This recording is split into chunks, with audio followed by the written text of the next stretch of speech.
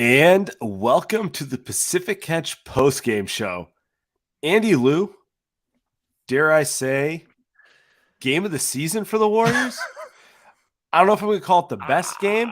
It definitely most entertaining game, and just to win 122, 120, given the state of things, given the news dropping today, I'll take it. If it's one thing that this Warriors team is good for this season, they are entertaining as fuck. This is elite level content, preseason, regular first game of this, all the way until today, Samuel. Now they're 500 again. This has been one of the most entertaining. Like you said, dude, I don't know if it's been a great season. Definitely not a great season. I don't know if it's been a good season, but this is elite entertainment. And we'll get into it. But let me just start by saying, from Jordan Poole's terrible shot to Steph getting ejected to Jordan Poole hitting the game winner, that's Warriors 2022, 2023. That's what it is. It really is. I can't believe they ejected. I guess I get it. It's a rule. You throw something. It's just like quintessential, you're out. But geez, it's just yeah. It's still kind of jarring to see, in general. And you saw why he got mad. He was all annoyed that Jordan Poole took a terrible shot in a tight game. But hey, they came out with the win. Hey, the thing about that play is I wasn't really that surprised that this happens. The Warriors, they have found the most creative way to lose games this season. We can start naming all of them. On literally happened against the Nets, Boston, every single game they find a way to lose it in crunch time. So of course the game that Steph is actually playing well in crunch time, because it's been a few games since he's done that, and then gets kicked out because of Jordan Poole, which I don't think that's something we've ever seen. Of course, this is the one that they treat like a Disney movie, where Jordan Poole is the one that redeems himself at the end and gets to play. I sat there. I didn't really even celebrate after the game ended. Sam, I just sat there and I was just like, I felt tired and I didn't play. It's what I felt like. Insane. That was wild. I think the other so there's a few things we could talk about here about this Grizzlies game. Let's talk about it. First, Wiggins didn't play, which was kind of disappointing. He's been subpar since he came back from the injury, and being out with illness doesn't help. Did you know that Wiggins and Kuminga have only played 61 total minutes together this season? Really? Wow. It makes sense because Kuminga was out of the rotation at the beginning of the season. The minute he breaks into the rotation, Wiggins gets hurt. The minute Wiggins comes back, Kuminga gets hurt. And now they're both healthy. And I mean, hopefully this is just like a one-day flu type of situation for Wiggins. But it's like, don't you feel like when you watch the Warriors, whether they make a move or not, the Steph, Clay, Draymond with Wiggins and Kuminga lineup has to be the one that they go to and try, because that's probably their best chance of being able to defend.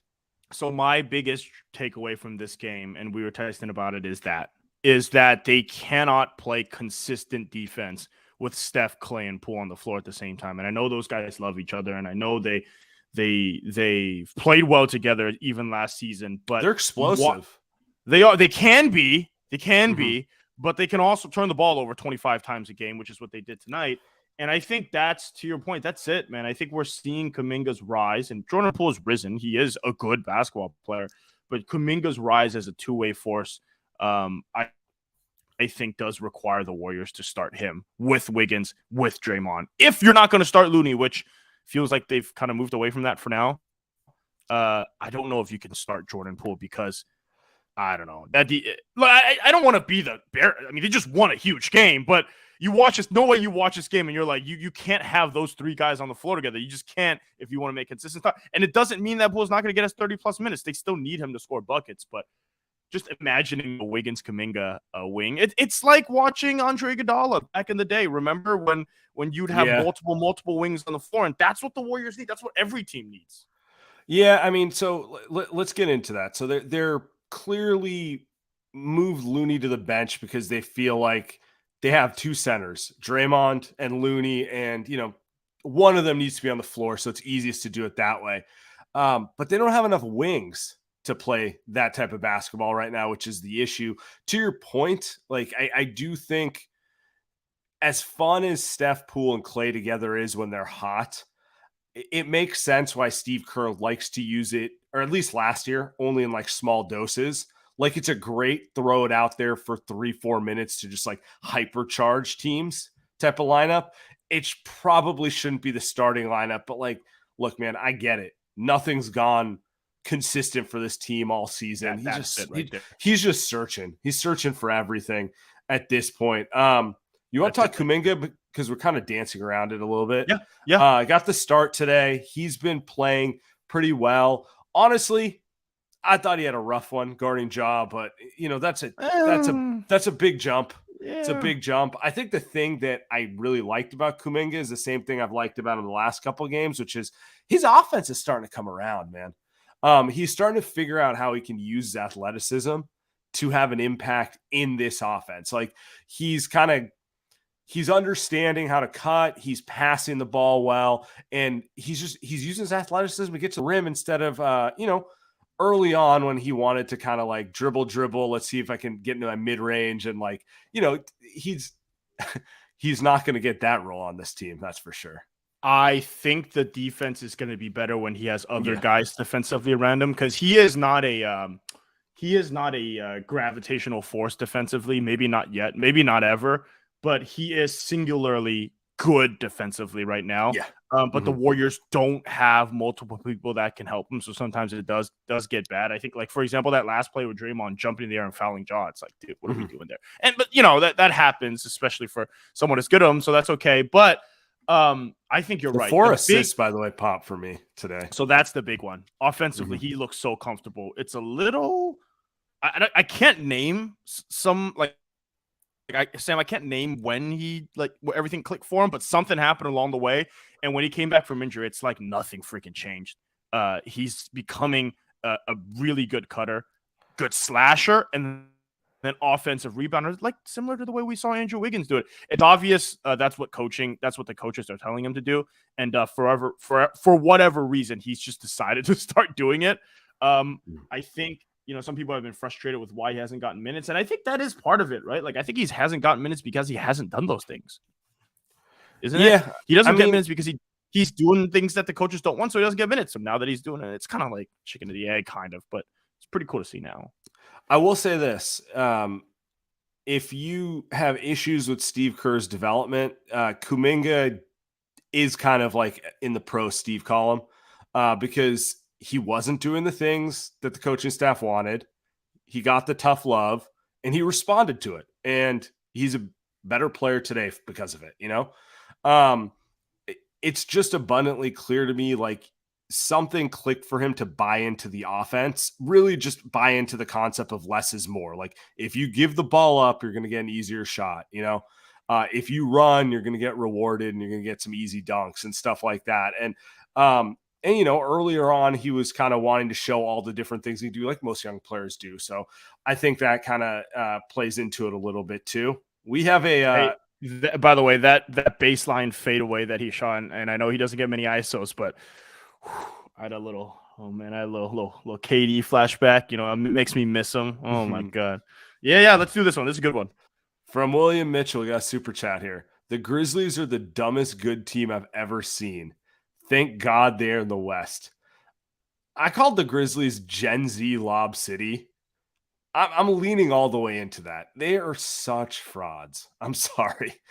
Last year, I thought that they were ascending because I thought the Suns were even bigger frauds. You were all in last year. Last year on the Grizz.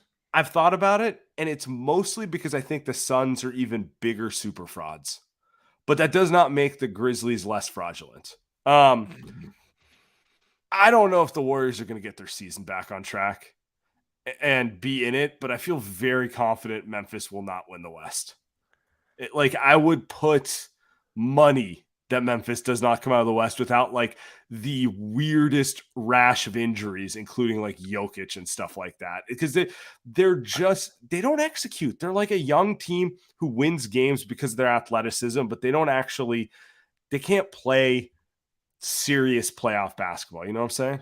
So they have two problems for me. I don't know if I'm in on the fraud stuff. They annoy me. So I'm with you on the Gen Z Lob City stuff. They talk a lot and they don't win a lot. That's that stuff I'm all in on.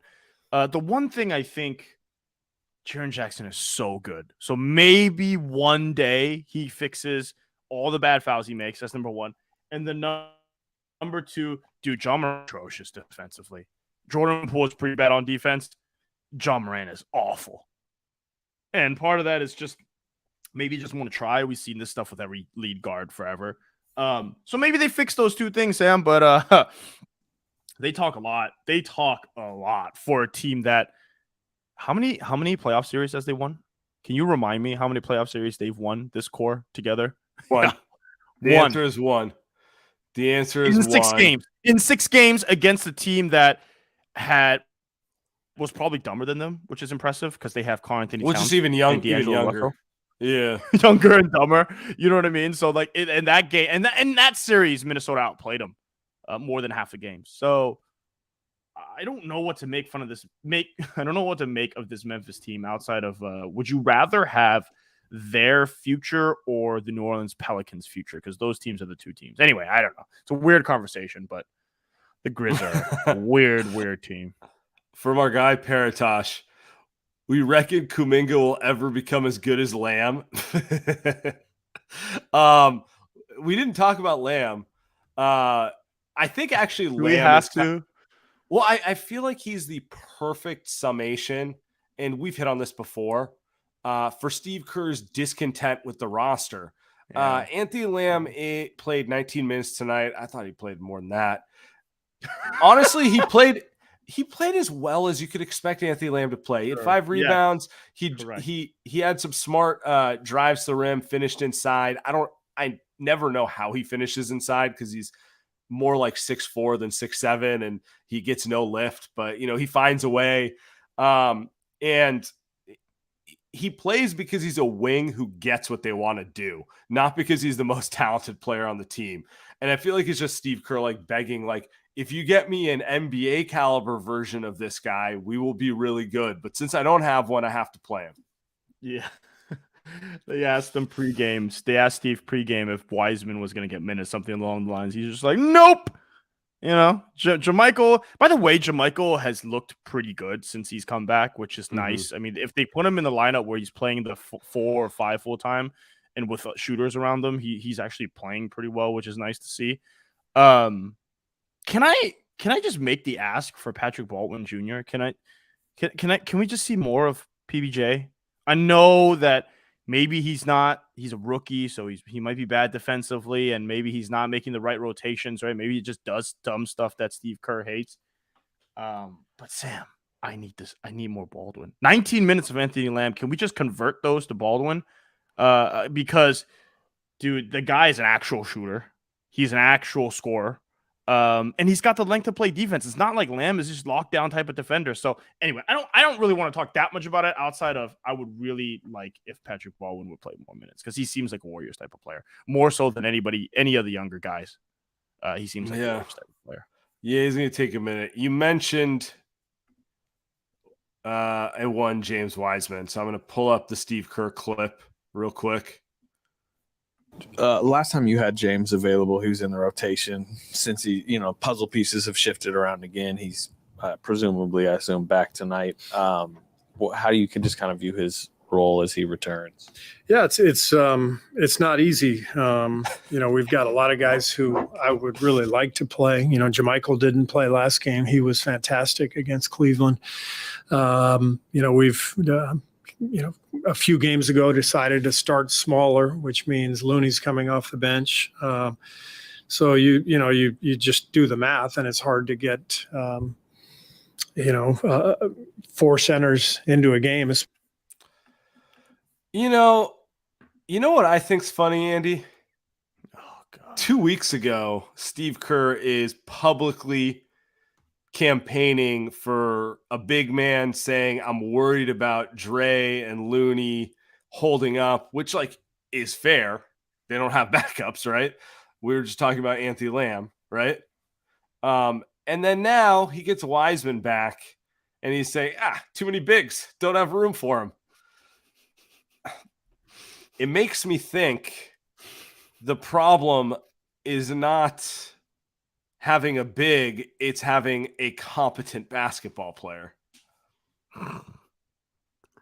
At this point, we've got how many more days? 1, 2, 3, 4, maybe I can count on my hands at this point. 2 weeks. 15 days. 15 days. Actually, when this episode is released, yes, 2 weeks, 14 days. 2 weeks until you knew exactly what I was going to say. 2 weeks until the trade deadline. I got a calendar. I'm marking down the fucking seconds. 2 weeks, and it feels like Steve Kerr is on his plea. He's doing his plea publicly, right? He's doing his thing. What you just said. And Steph Curry. Can you remember him ever being this public with regards to pleading for moves? For something, for anything? I don't think Steve Kerr ever pleads for anything publicly. He doesn't do that stuff. He never talks about refs, right? He never talks about fouls. He doesn't do any of that stuff. It is shocking. He's typically had a roster where he doesn't have to. Well, or he's at a roster that's so bad, he's like, why even bother? I mean, that's true. You might have just answered your own question. Yeah. But Steph and Bob are at it too. And to me, it's like those three guys are at it right now. Who the hell do you think is leaking this stuff to Anthony Slater? And we'll get to his article today. Bob Myers, right? The Bob Myers smoke literally went from nothing.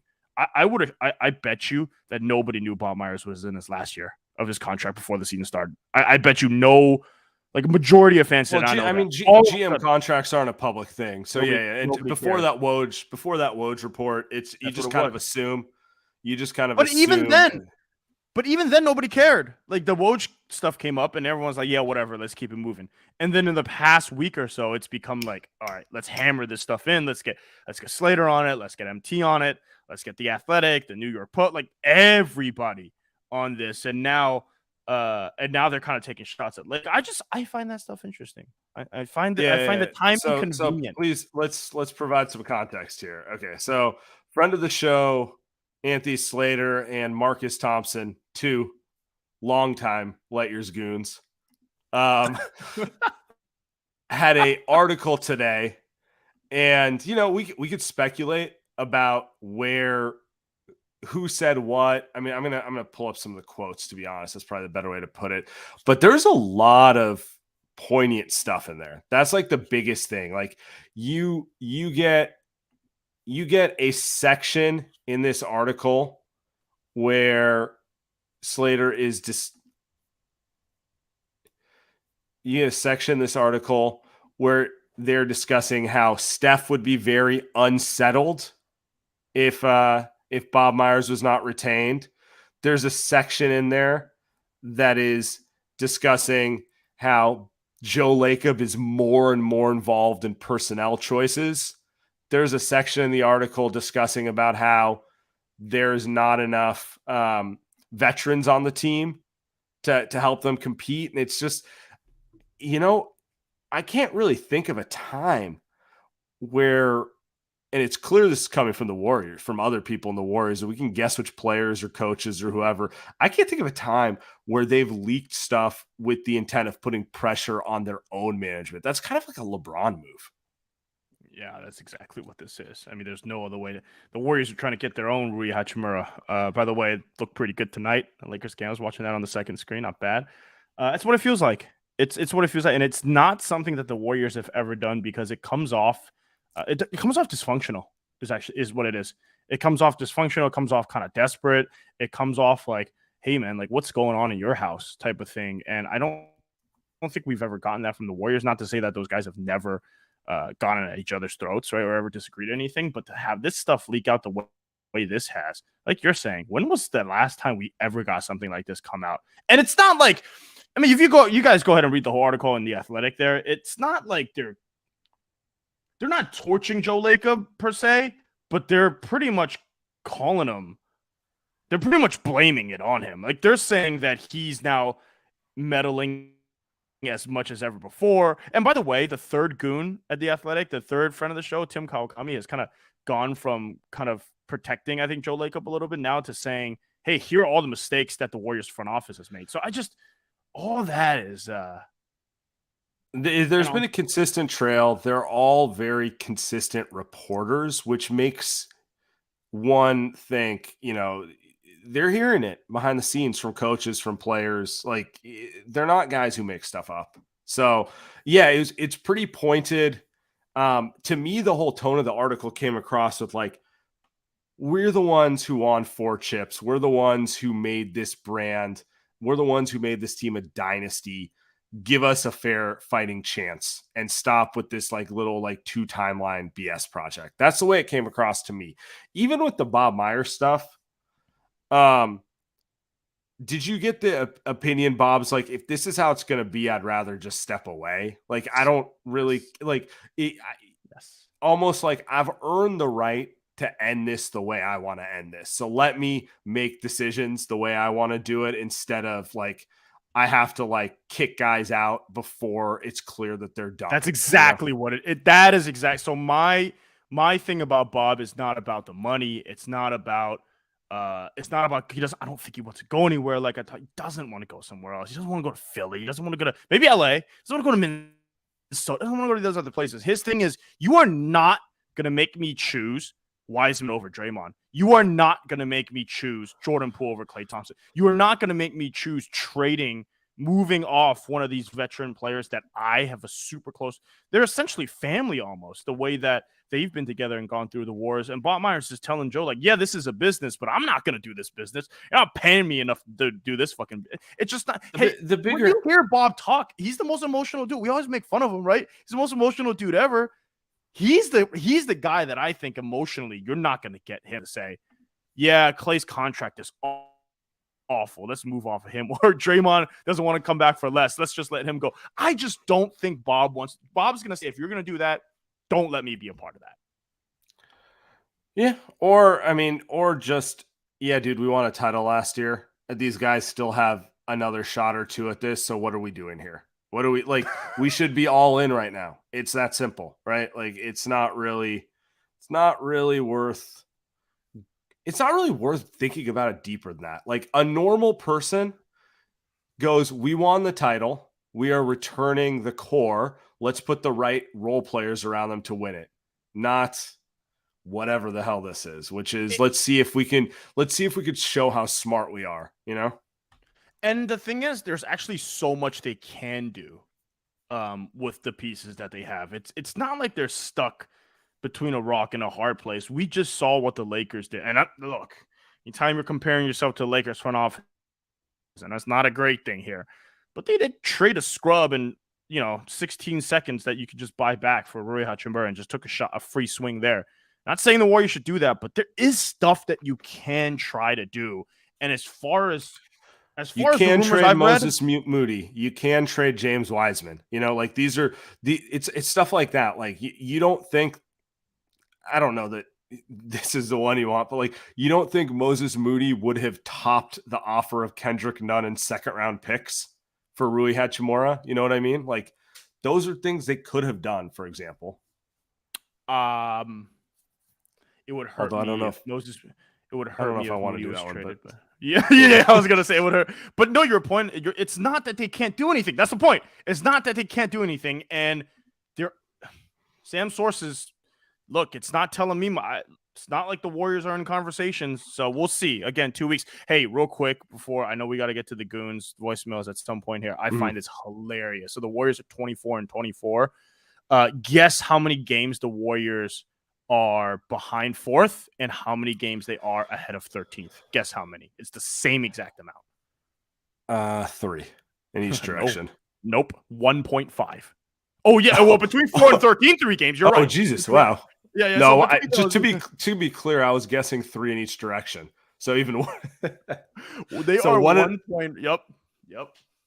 And that's, in some ways, this makes it more maddening, because in a normal year, I could understand, all right, we're 500. We're not like realistically in it, but they are realistically in it. They are very close to having home court in the first round if they just get their stuff together a little bit.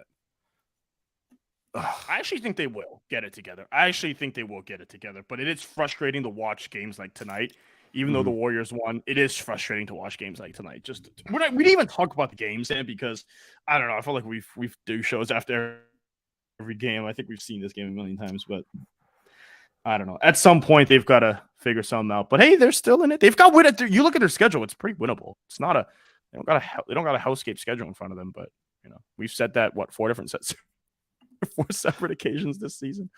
All right. Yeah. We got a couple other questions here. Let's get to real quick. From Awesome. Bane is a fraud. Nerds like him, but unimpressed.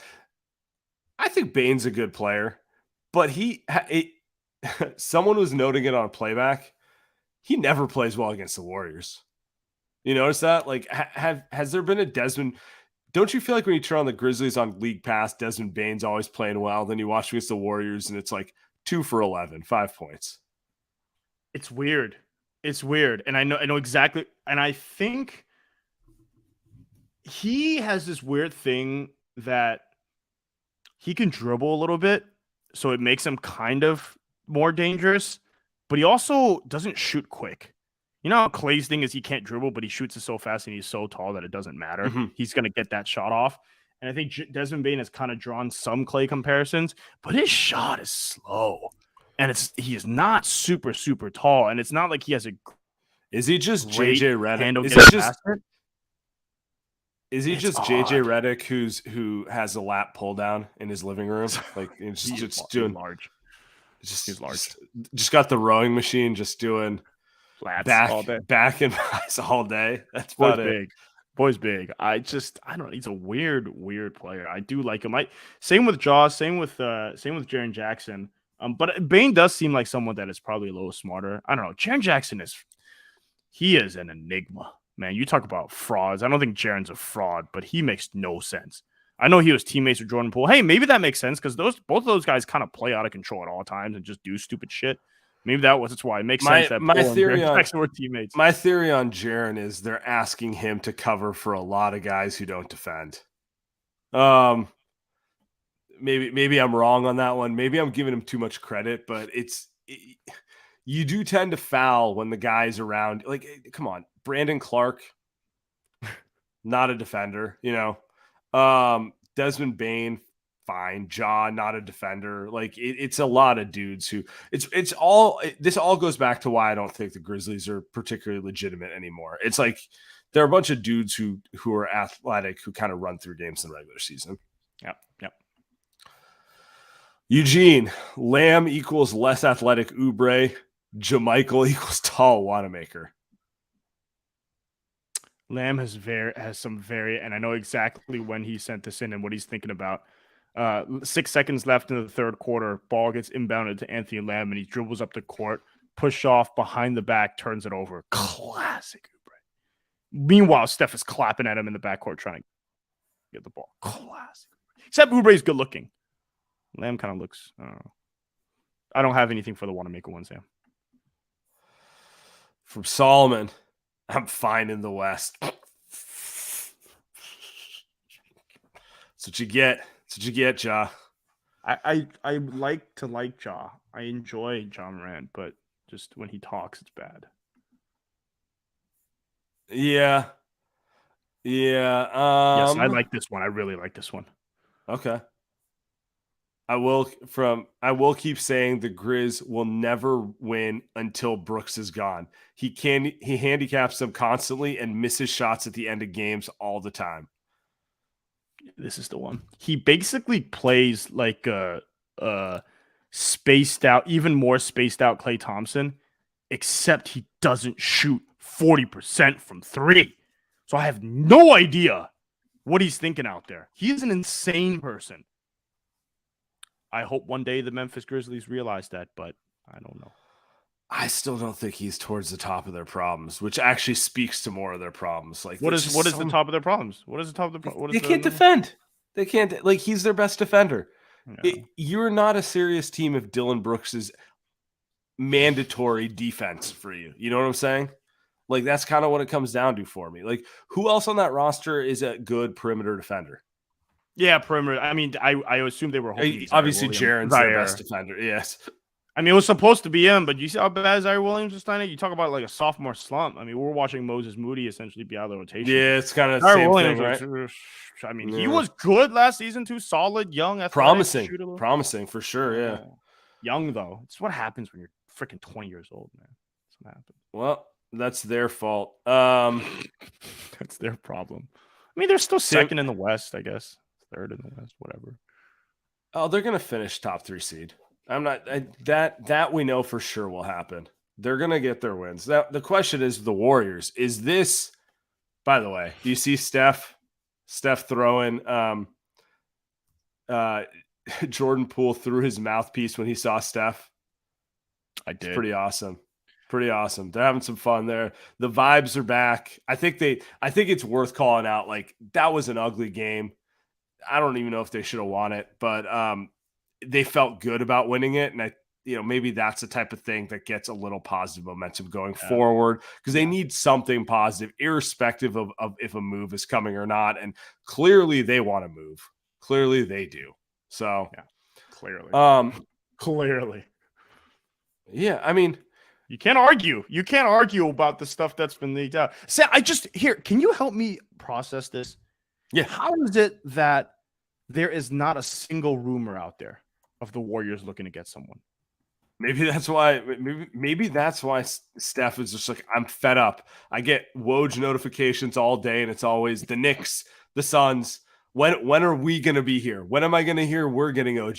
When am I going to hear we're in for Bogdanovich? Like something like that. I don't know. Maybe that's what it is. I think it's honestly. I mean, on the one hand, the Warriors have not been a rumor team in general. Like, even remember the Wiggins trade? It happened within 24 hours. It was like you heard nothing, and then all of a sudden it's like, oh yeah, and the Warriors are considering trading D'Lo for Wiggins. I'm like, what? And then the next day it happens. I'm like, oh no. And then, of course, that's a great point. It worked out. It worked out for everyone, obviously, and Wiggins, redeemed his career, and everything worked out on that front. But it was like, it did kind of happen super fast. Even the D'Lo thing happened super fast. No. That's exactly what I'm. So the thing is, the Warriors have been in the draft rumor mill for so long, and it's all you ever hear, right? Who the Warriors like, so we've heard the Warriors, those type of rumors for very long. Well, we know Joe Lacob has a big board. dude. I wonder Joe Lacob. Yeah. I mean, do you think he has just a life-size poster of Wembanyama in the office? No, dude. He's looking at prospects just like 9 to 26, and he's just saying, like, these are the guys I like in the mid lottery, because he's trying to prove that he's scouting all these guys, right? So anybody can say they like Scoot Henderson, but no, not Joey. Joey's out here. He's scouting, University of Washington and Houston, and he's saying this is the guy. He's like Jarris Walker. That's who we need. That's who we need. Who that is, but that's probably someone that Grady he likes. Dick. That's the guy we need. I'm getting into my draft mode, guys. Joe's like, he has good wingspan. I like him at 12. We can steal him there. It's like, dude, here's the thing, and here's the other thing too. The Warriors, even if they trade Wiseman and Moody, they're still going to have Poole, Kuminga, Baldwin, and Rollins. It's 4 dudes. 4 dudes under the age of 23. They're still going to have 4 dudes, even if you trade 2 of them. Why do you need 6? Why do you need 6? Or just like if anyway, all right. It would also be none of this would matter if you didn't make a huge mistake in 2020. Like, literally, it comes that simple. But anyway, let's get to the voicemail. So I'm in a good mood.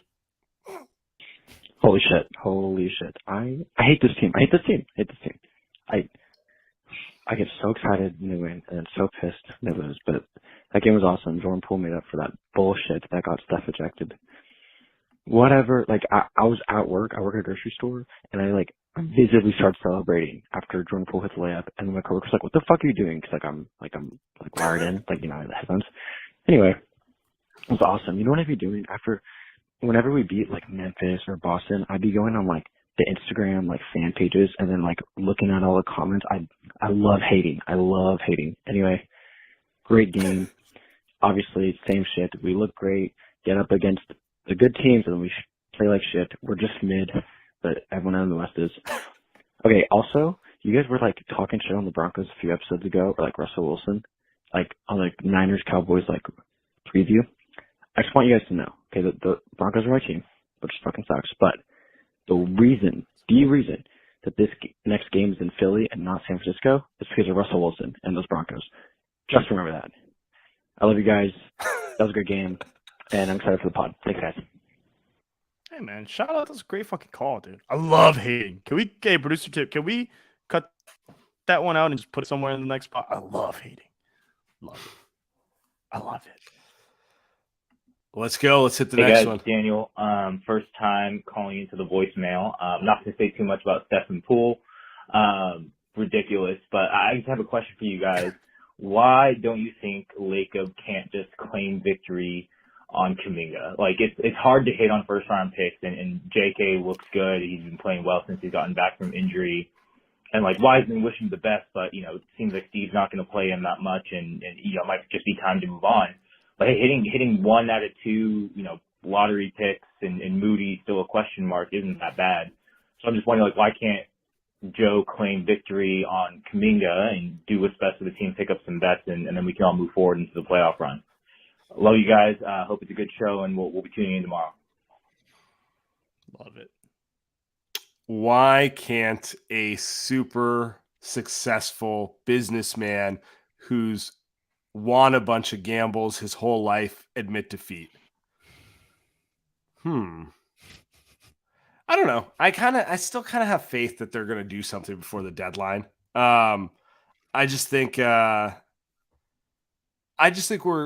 like officially hitting like it's time, like it's gone on long enough. We've tried long enough. It's time to call it what it is. This one works. This one doesn't. Time to go all in, Before we leave, the update, because we're going to end every show this year with an update. There are now 24 Warriors wins this season, Sam. There are now more wins than Golden State Warriors podcast, which is now at 23. Nice. Once the Point Forward podcast comes out tomorrow, we will be tied again. But for now, the Warriors have won more games than they have produced podcasts. Delay that pod, Andre. Delay it.